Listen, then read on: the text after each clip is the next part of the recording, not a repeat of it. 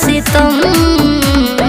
अच्छा तेनुरवा के बात कसम विदेशवा से आजा बोलो। तेनुरवा के बात कसम विदेशवा से आजा बोलो। बड़ी काम बा धनी।